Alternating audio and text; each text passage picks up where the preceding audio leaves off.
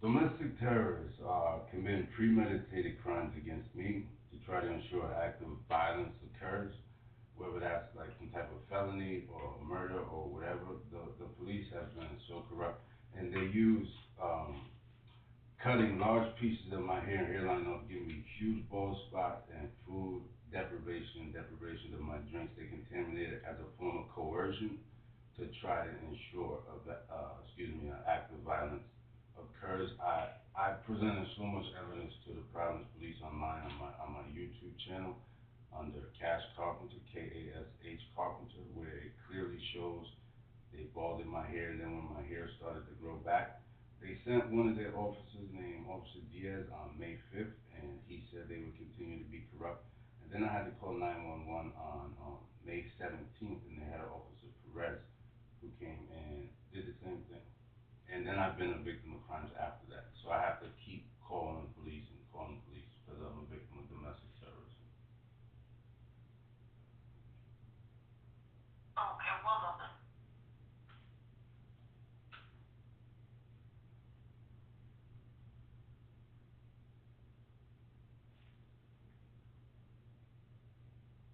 You have reached Robert.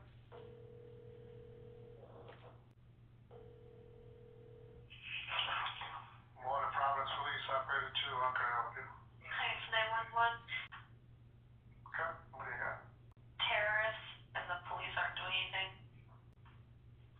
About domestic terrorism, you had Officer Diaz here on May 5th, and he said that the police was going to continue to be corrupt, not do anything, so I was forced to keep calling you again. Then you had Officer Perez here on May 17th, and he said the same thing, like, police are just going to be corrupt, police are just going to be negligent, we're not going to do anything.